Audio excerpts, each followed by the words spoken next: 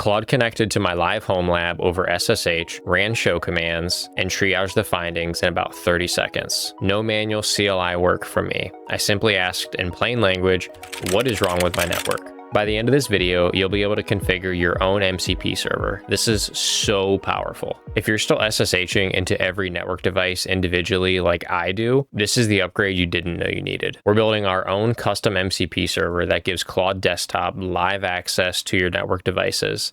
This allows you to ask questions in plain English to a chatbot, in this instance, Claude Desktop. It will then on the back end log into devices on your behalf and run show commands, triage them using its large language model, and then give you back its findings. Honestly, this might be the most fun I've had in networking in the 10 years I've been in it. I hope when I show you this, you understand why and the power this could have in a real environment. Here's our plan. We'll build a custom FastMCP server with about 150 lines of Python code. We will wire it into Claude Desktop, and I'll show you how to do that. We will test every MCP tool that we put into our MCP server, and then we'll run a live OSPF investigation against our network. And then at the end, for anybody that lives in the terminal like I do, I'll show you how you can use this in Claude Code as well. As always, everything you need to get started is on GitHub, and it is completely free. The link will be in the description. So let's get into it. Just a quick prereq before we start. You'll need Python with UV installed, and that's our package manager. And then you also need node.js installed, which lets us run NPX packages, and you'll see that in use later. Both of those are linked in the description, and they'll also be in the GitHub README. So first, we're just going to go into a test directory and get the MCP server built. So we're just going to go to this test directory. And then we're going to just initiate the project. So we'll run UV init, and then we're going to do a UV add, and we'll add FastMCP, Netmiko, and PyYAML. So that's pretty much it for getting your MCP server started. The UV init essentially just starts the MCP project up. And then the add command tells you which packages to add to the project. So we added FastMCP, Netmiko, and PyYAML, and you'll see why. And I already have this built in a different directory that was just for demo purposes. So we're going to go back into the directory that I actually want to be in. So again, UV init scaffolds the project. UV add adds the packages. FastMCP is the MCP server we're using. Netmiko lets us SSH into devices directly from the MCP server, and PyYAML is how we read our inventory file. So let's look at our inventory file. Here we have the device defaults. So we have the device type, the username, the password, the port that it's going to use, and then we just need to list our devices here. So we have our core router, our edge router, and our access switch. And if you've never touched YAML before, don't worry, just follow this format. This will be in GitHub, and just fill in your device information here and you'll be off to the races. Honestly, I'm not a YAML professional yet, but I just followed this format and it's pretty easy. So let's quickly talk about what an MCP actually is. MCP stands for Model Context Protocol. Anthropic developed it and then donated it to the Linux Foundation in December of 2025. Since then, Google and OpenAI have also adopted it. It is essentially the open standard for communication between AI platforms. Essentially what it does is it allows an AI to view a description in the MCP server and decide if that description matches what the user is asking, to then run a tool in the back end to get data. Now you might be asking yourself, why are we building an MCP server from scratch? Why wouldn't we just use one that somebody has already developed? Fair point. There are existing MCP servers out there that would do some of what we're doing here.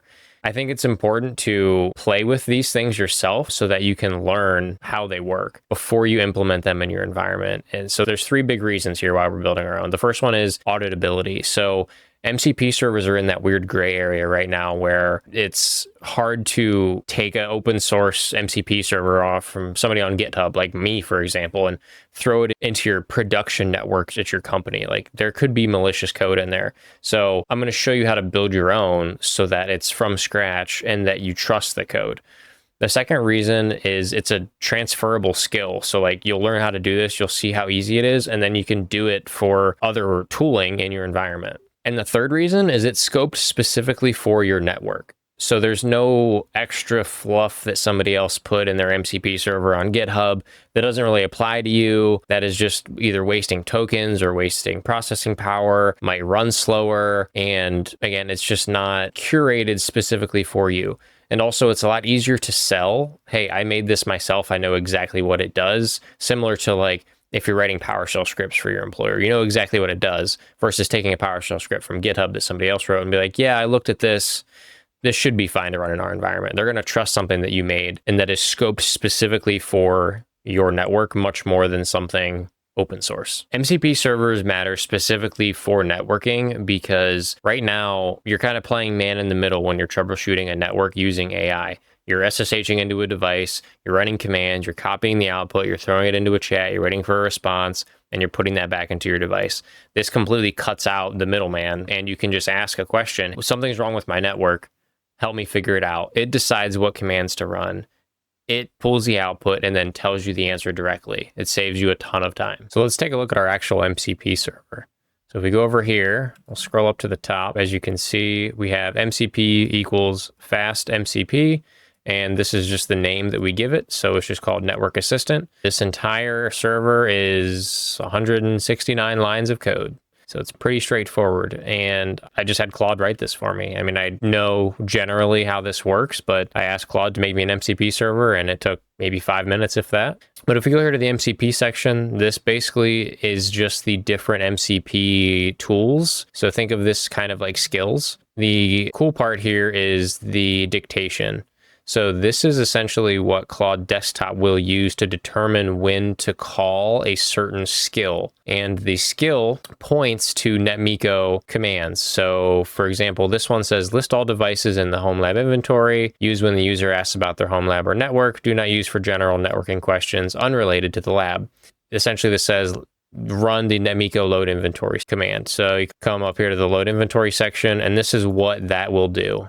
So this actually logs into your devices from the inventory YAML file that we created and pulls back information and just gives it to you in chat. Now, I know you security gurus might be wondering, okay, well, if this can run commands on my device, that sounds kind of insecure, right?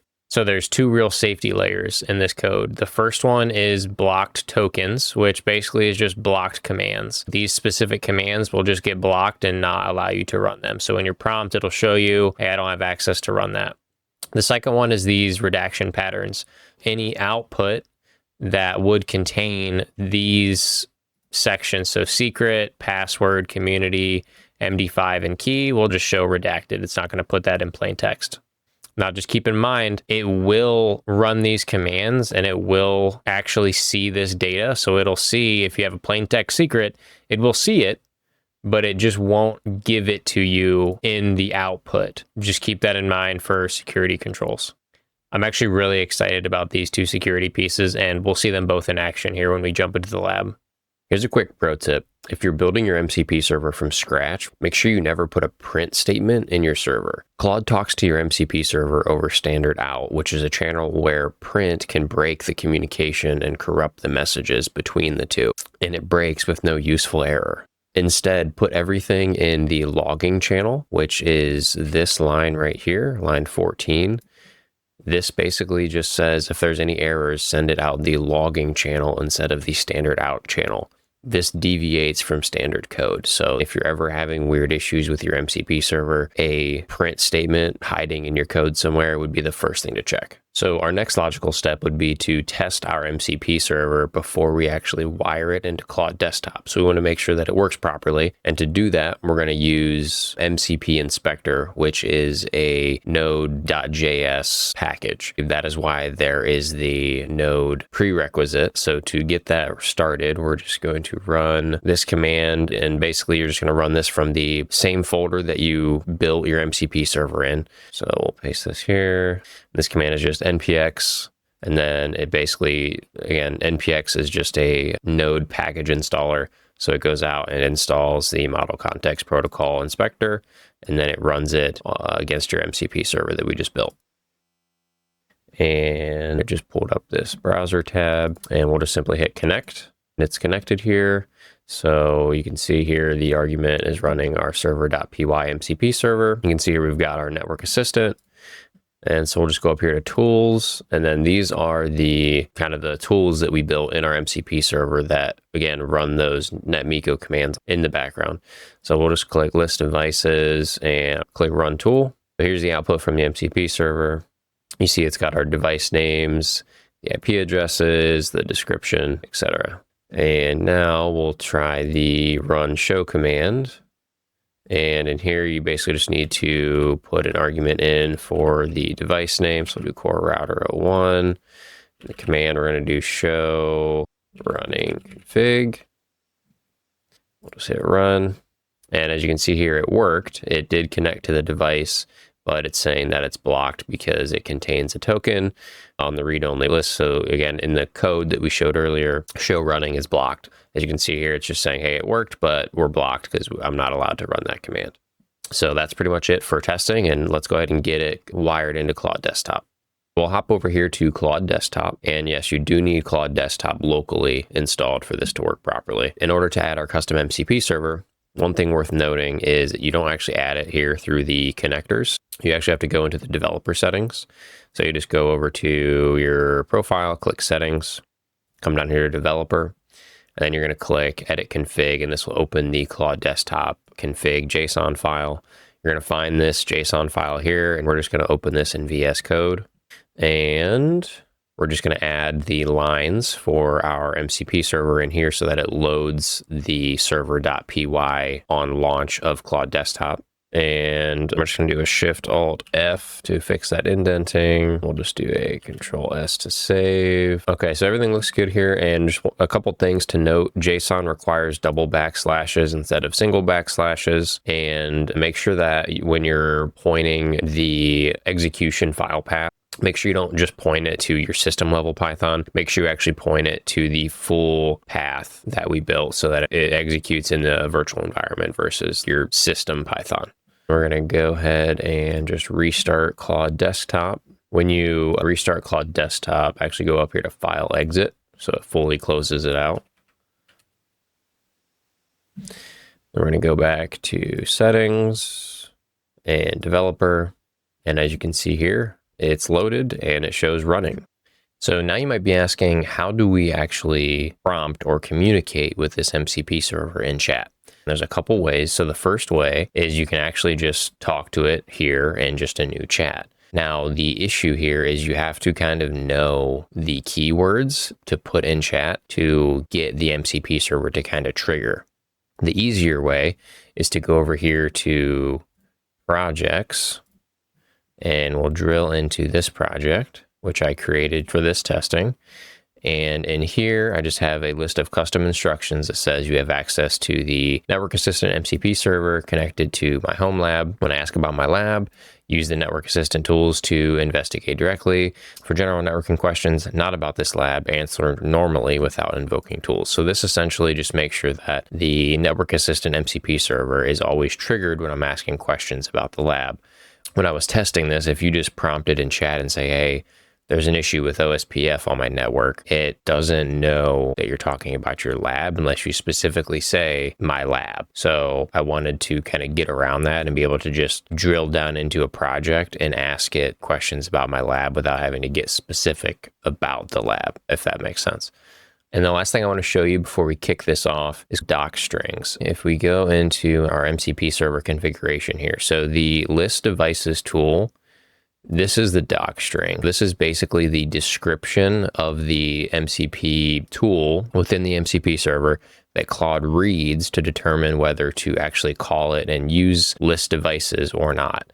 So the more descriptive and specific, like when to use this and when not to use this, the better. Because if you keep adding MCP servers to your Claude Desktop and you're really vague in your descriptions, you're going to be calling all these different MCP servers and it's not going to do what you want. And you're just going to chew through tokens. Hey, real quick, if this is something that you find useful and you find this MCP build as powerful as I do, hit subscribe. It really helps me out a lot. And my commitment back to you is to continue to put out quality content that is actually useful for you and tamps down the hype of AI to bring you legitimate content. That's my promise to you. Let's get back to the video.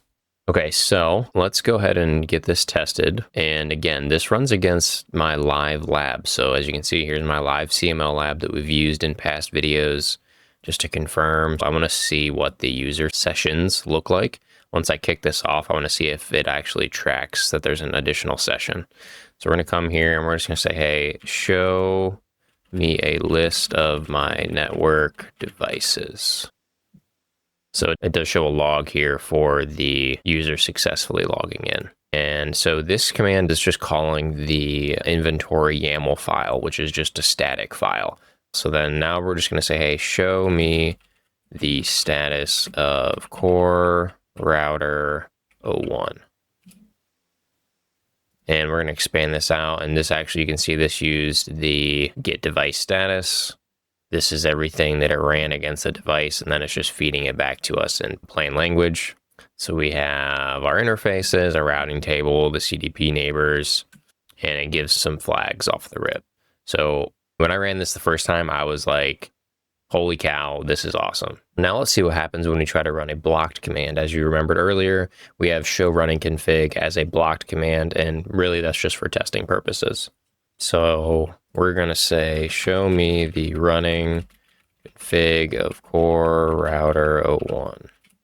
And it says MCP server blocks it, but it says, hey, I can still do some other commands for you if you want. Here's what I'd suggest: polling, OSPF, interfaces, routing, SNMP, access lists. You want me to run all those now and compile the results into a full config summary? Or are there other things you want to prioritize? So again, this is just the power of AI. It is running these commands on your devices for you, but then it's using its language model to still try to get you the answer that you asked. And this is kind of the power of an MCP server. You get the deterministic inputs and outputs like you'd want to see, but then you get it presented to you in plain language. So we've seen the commands that are just straight blocked. Now let's try testing our redaction layer from our MCP server. So we're going to say, show me the SNMP community strings on core router 01. As you can see here, the response says SNMP server community redacted. And then you come down here and it says, hey, it returned the line, but it redacted the community string, which is the right behavior for the MCP server. So if we go back to our code, I just want to show you how easy it is to change for, say you want to actually see that. You can come back here into your code, and we're just going to change this one line here and this. So this is our redact block originally, and this just says, hey, for any of these keywords, make sure you just redact the output. This one here is just going to override the one above it, and this just says, hey, don't redact anything. So we're going to save that. We have to restart Claude Desktop so that it reinitiates the MCP server. And we're going to go back to our project and back into our chat, and then we'll just copy this, repaste this back in.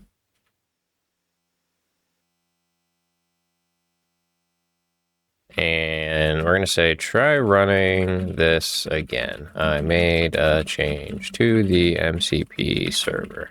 As you can see here, it didn't actually try communicating with the MCP server. It's just assuming it's still not working. Cool. So if we go drop this down, you can see here it actually shows the SNMP server community string in plain text. And it says here, there it is. Community string is public, read-only access. And then it tells us some more information about the SNMP server. So that's how easy it is to change your redaction and add some security to your MCP server. Again, these are just redaction patterns. I know this looks slightly complicated, but again, you can just ask any of your AI tools to help you write these redaction patterns in this block. So I'm going to go ahead and comment this back out because I want that security in. And I'm just going to save that. And I'm going to restart Claude again. Go back to our project, and we're basically right back where we started. Okay, so the next test we're going to do is a config drift test, or to determine if there's any differences between the running config and the startup config on a specific device. So we're just going to say, has anything changed on the running config of core router 01 that isn't saved yet? And I did stage something that it should find. So we'll see if it finds it. Yep. So again, this here is basically just the CML uses IOL images is what they're called, and that's all this is flagging. The one that we care about here is this description unused line. Obviously, a port description is very low risk, but it does still catch it. Now let's run something that you actually might use in a real environment. So what we're going to test next is OSPF, and essentially, let me show you here in MOBA. So we're going to do show IP OSPF neighbor, and there's no OSPF neighbors right now. We'll do show run begin OSPF. This is the OSPF configuration. So we know it's configured, so it should be trying to do something, right? So we're going to start a fresh chat, and we're going to say OSPF is acting up on my network. Please review configurations and diagnose the issue. And we'll just let this cook here. And again, here's the MCP server plugins that it's using. So again, it found this in the configuration. You can see here's our redaction. It's redacting the OSPF key. And, it says found the issue. And here's our diagnosis. Root cause is a hello dead timer mismatch. And that is exactly what we pre-configured ahead of time to be the issue. And it's saying, hey, just make sure your timers match on both sides. Now, let's level set real quick. Just because Claude or another AI does have direct access to your devices to run these commands on your behalf doesn't mean that the answers are going to be 100% correct every time. Now, in 3 months from now or 1 month from now, I might eat my words and that could be wrong. The models just keep getting better and better and better every day. But the point still stands. You should be reviewing the output that it gives you and the changes it recommends you make before you put them into production. You should understand what it wants you to do before you just copy and paste it. And we're going to go ahead and fix this on the edge router just to demonstrate. So if we go and just do a do run interface E00, you can see here our OSPF hello interval set to 30. So we're just going to say no IP OSPF hello interval 30, and we'll do a show IP OSPF neighbor. I might have to wait. Oh, okay, it's already up. So that's good. And we'll just come back here to Claude, and we're going to say, hey, I removed the hello interval on interface E00. Can you confirm if OSPF is up? Just assume maybe you don't know how to confirm if OSPF is up. I'm just curious what this says here. Yep, so now it says it's up.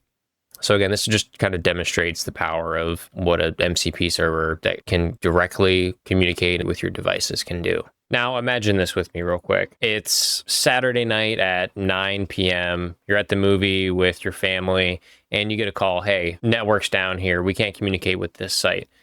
You could pull up your phone, chat to Claude and be like, hey, what's going on with my network? I'm getting reports that this site is down. We got the alerts that this interface is down, this site's unreachable. Claude could, on your behalf, log into your devices, run these commands, get back to you in plain language and be like, hey, this is down, this is down, this is down. Depending on how your MCP server is built, again, ours is just built read-only. If you decide to make yours have read-write access, you could say in chat, plain text, hey, go ahead and fix that for me. Let me know when it's fixed, confirm that it's fixed, and then send an email to Tier 1 support and let them know that it's resolved. That is crazy powerful. So here's the next question. What if you live in terminal and you're like, meh, Claude Desktop's for the birds. I'm a CLI guy. I prefer to be in terminal. Let me show you how to use this in Claude Code. Okay, so we're just going to open a new terminal session and we're just going to change directory into the directory where we created our MCP server. And finish out with a quote.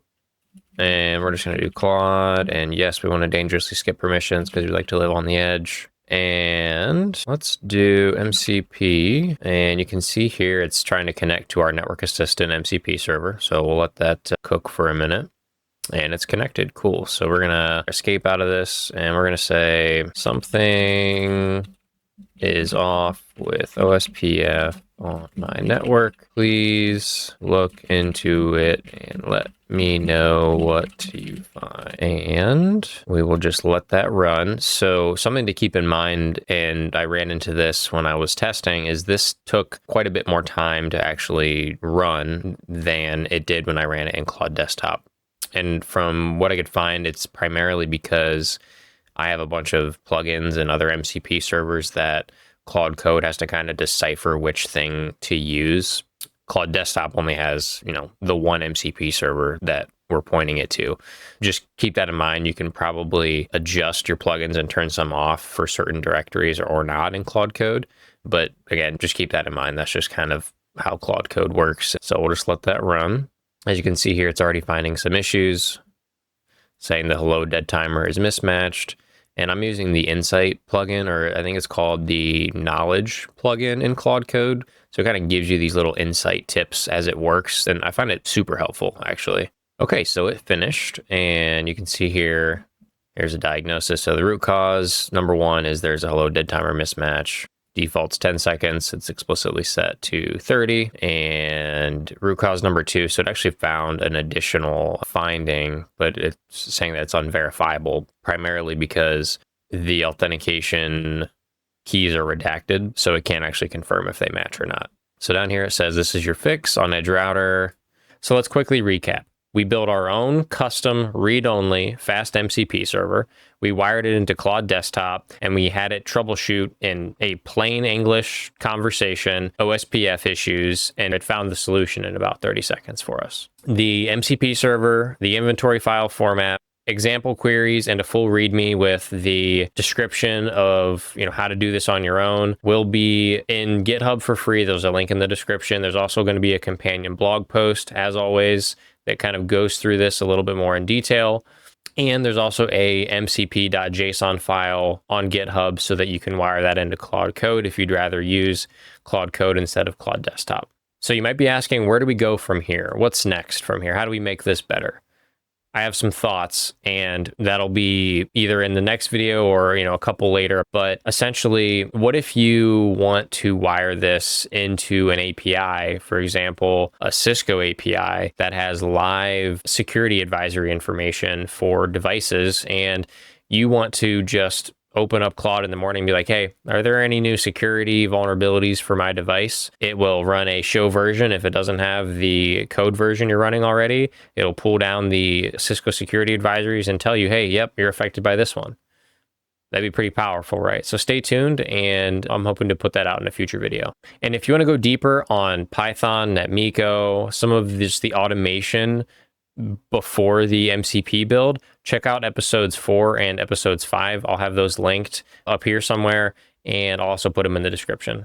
Again, I appreciate you watching. If you stayed till the end, thank you so much. I would really appreciate it if you subscribed, and I'll see you in the next one.